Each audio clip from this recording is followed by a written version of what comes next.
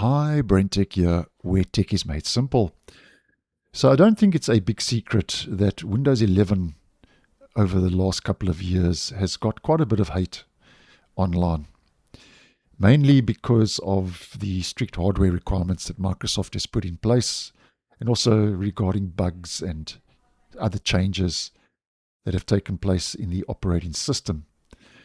Now, in regards to things going wrong in Windows, veteran Microsoft engineer Raymond Chen has once again published a blog looking back at the history of Windows, comparing Windows 3.1 to Windows 95 back in the day.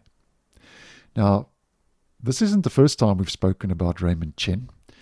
And in regards to Raymond, I posted a video a couple of days ago that he said that we shouldn't blame Windows updates for every issue that goes wrong in the operating system. I'll leave that video linked down below and in the end screen because it has gained a bit of interest. Now, getting back to the latest blog post, which if we head over to, is this blog.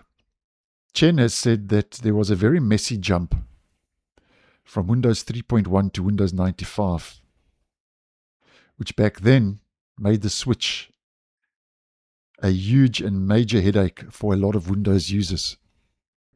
So if we have a look at the blog, he said there were problems that were so bad that the programs were effectively unfixable.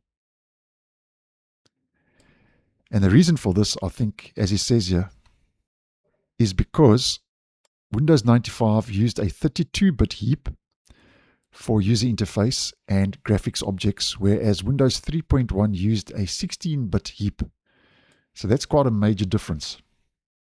So basically, old programs simply refused to run on the new 32-bit Windows 95.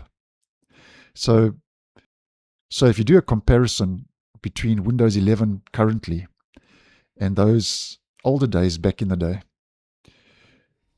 if you think of it, the jump to Windows 11 has been a lot smoother compared to 3.1 to 95. So aside from the strict hardware requirements, as I mentioned earlier on, which meant that some computers couldn't be upgraded, the actual software compatibility remains pretty strong. Because as you may well know, in most cases, if a program ran on Windows 10, there's a very good chance it will run just fine on Windows 11 in most cases. These are obviously the exception to the rule. So according to Chen, it does seem that things used to be quite bad back in the day.